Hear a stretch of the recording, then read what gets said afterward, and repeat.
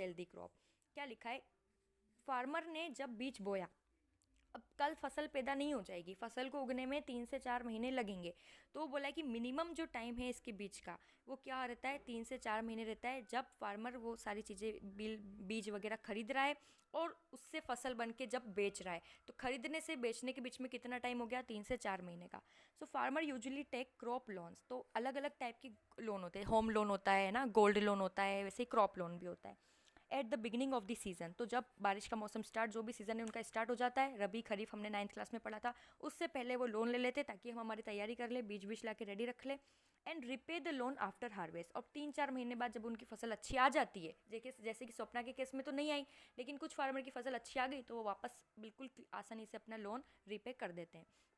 Repayment of the loan is crucially dependent on the income from the. और ये किसके ऊपर डिपेंड करेगा कि आप रीपे करोगे, मतलब जो पैसा लिया है वो दोगे या नहीं दोगे। जैसे कि सपना के केस में भी किस पे डिपेंड कर रहा है, फार्मर की इनकम पे। उसकी इनकम नहीं थी तो वो नहीं रीपे कर पाई, लेकिन किसी की इनकम है, उसने इतना प्रॉफिट अर्न कर लिया है, जैसे कि क्या था, सुशील, सलीम, हाँ सलीम फार्मर नहीं था लेकिन फिर भी उसने जो लोन लिया था वो रीपे कर पाया बिकॉज उसको प्रॉफिट हुआ। सो ये डिपेंड करेगा उसकी फार्मिंग के ऊपर, उससे कितनी इनकम आएगी। अच्छी इनकम आएगी तो रीपे कर देगा, नहीं आएगी तो डेट के अंदर, कर्ज के अंदर फंसता चला जाएगा। In Swapna's case the failure of the crop made loan repayment impossible. जैसा कि मैंने बताया सपना के केस में इम्पॉसिबल था उसके लिए। She had to sell part of land to repay loan, उसको ज़मीन बेचना पड़ी। Credit instant for helping Swapna improve her earning left her worse off. तो क्रेडिट लेने से उसको जो अच्छा होने वाला था उसके साथ अच्छा तो नहीं हुआ, और उसके बदले में उसके साथ क्या हो गया, बुरा हो गया। कैसे बुरा हो गया, उसको अपनी ज़मीन भी जो था वो भी उसके हाथ से चला गया। This is an example of what commonly called debt trap, जो मैं आपको बता रही थी।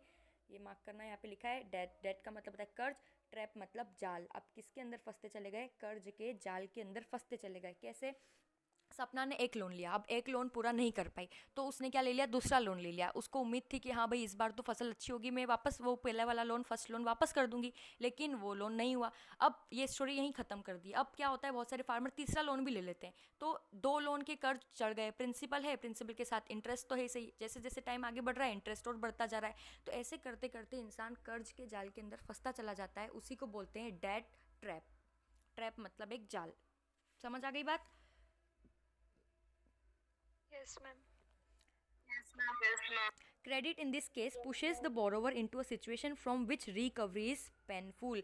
इस सिचुएशन में जो आपने क्रेडिट लिया है तो उस बोरोवर को ऐसी सिचुएशन में वो आ जाता है कि वहाँ से रिकवर होना बहुत ज़्यादा क्या है, मुश्किल की बात है। इतनी आसानी से आप कर्ज के जाल में अगर फंस गए हो तो उससे बाहर निकलना एक बहुत ही पेनफुल सिचुएशन है। इतनी आसानी से आप इतना सारा लोन नहीं चुका सकते हो एक झटके के अंदर, ठीक है। In one situation credit helps to increase earning. First वाली सिचुएशन में हमने तो देखा कि क्रेडिट अच्छा खासा सब काम हो गया, and therefore the person is better off than before. और सुशील सलीम की लाइफ क्या हो गई, पहले से अच्छी हो गई, उसको प्रॉफिट अर्न हो गया। लेकिन अनदर सिचुएशन के अंदर because of the crop failure credit pushes the person into debt trap. So repay her loan she has to sell a portion of her land. She is clearly much worse off than before. तो उसकी हालत पहले से भी बुरी हो गई, बदतर हो गई। Whether credit would be useful or not therefore depends on the risk in the situation and whether there is some support in case of loss. क्या लिखा हुआ है कि whether credit would be useful or not, कि credit useful होगा या नहीं होगा, किसके ऊपर डिपेंड करेगा, ऑन रिस्क के ऊपर। अब उसने क्या लिया, उसने एक लोन तो ले लिया, अब दूसरी लोन उसने उसकी रिस्क के ऊपर ही लिया है ना। जरूरी थोड़ी कि फसल अच्छी होगी ही होगी, जरूरी था क्या, नहीं था, लेकिन फिर भी उसने रिस्क लिया और क्या ले लिया, एक और से लोन ले लिया। तो ये डिपेंड करेगा रिस्क के ऊपर। अगर उसका फसल में सेकेंड टाइम इम्प्रूवमेंट हो जाता तो लोन पूरा कर जाती, लेकिन उसने रिस्क ले लिया और फिर पूरा नहीं हुआ तो वापस वो किसके अंदर फंसती चली गई, लॉस के अंदर फंसती चली गई। समझ में आई बात? Yes, ma'am. Yes, ma'am. यहाँ तक सबको समझ में आ गया boys?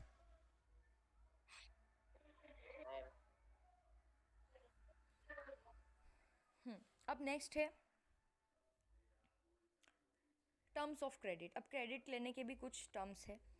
Every loan agreement specify an interest rate. अब हर एक लोन के ऊपर क्या लगता है, इंटरेस्ट रेट लगता है, मतलब कि ब्याज लगता है। जैसे जैसे टाइम बीतेगा वो ब्याज लगता जाएगा आपके ऊपर। Which the borrower must pay to the lender. Lender मतलब जो देने वाला व्यक्ति है उसको क्या करना पड़ेगा, जो खरीदने वाला व्यक्ति, बोरोवर मतलब लेने वाला जिसने लोन लिया है, उसको ब्याज भी देना पड़ेगा।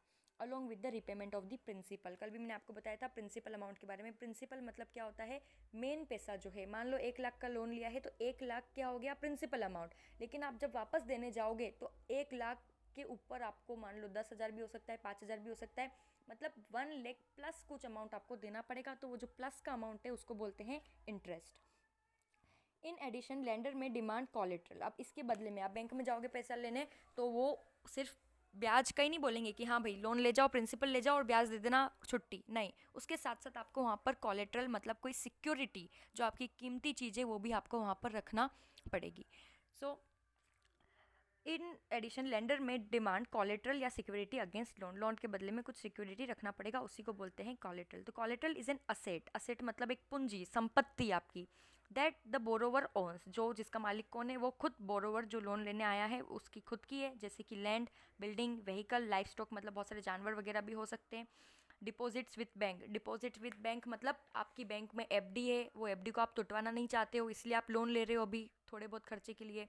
तो आप बता सकते हो कि हाँ भाई मेरी ये एफडी है और अगर मैं आपका लोन वापस नहीं करूँ तो आप ये मेरी एफडी यहीं पर जमा करवा सकते हो। तो मतलब बैंक में पहले से आपका कोई डिपॉजिट है वो भी आप बता सकते हो वहाँ पर। तो इतने सारे फॉर्म्स है किसके, कोलेट्रल के।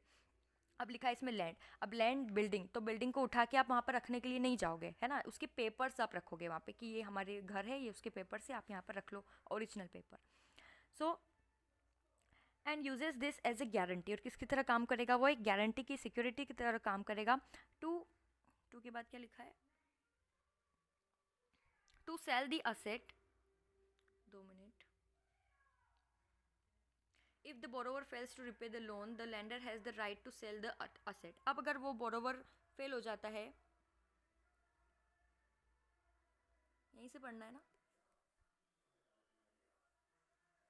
फिर से पढ़ लेते हैं। Collateral is an asset that the borrower owns. Collateral एक ऐसा असेट है जिसका मालिक कौन है, खुद बोरोवर है, such as land, building, vehicle, ये सारी चीज़ें हो सकती है। And uses this as a guarantee. वो किसकी तरह यूज़ करेगा, as a guarantee to a lender until the loan is repay. Lender ने एक गारंटी दी उसको कोलेट्रल देके, जब तक वो रिपे नहीं करता तब तक वो चीज़, वो पेपर्स उसी के पास रहेंगे जो लोन दे रहा है, as a security, as a guarantee. और अगर लोन वापस नहीं करता है तो वो पेपर्स से घर जाके बेच के आ जाएंगे बैंक वाले और बचा कुचा पैसा आपको दे जाएंगे और बाकी उनका जो पैसा लोन का है वो खुद रख लेंगे।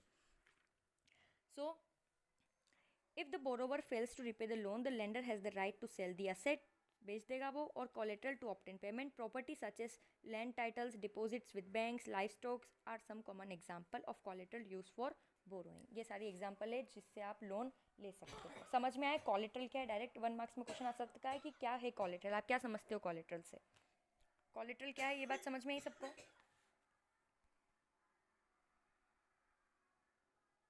हेलो, आवाज आ रही है? मैम ये प्रॉपर्टी से एक बार एक्सप्लेन कर दीजिए। हाँ, वॉइस आ रही है ना मेरी?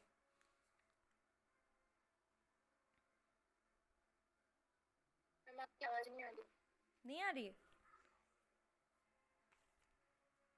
हेलो, आवाज आ रही है? वॉइस क्लियर नहीं आ रही आपकी। कहाँ से नहीं आ रही है क्लियर वॉइस? कहाँ तक समझ आ गया तुमको?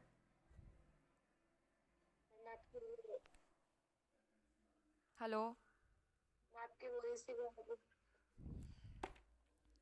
अब आ रही है?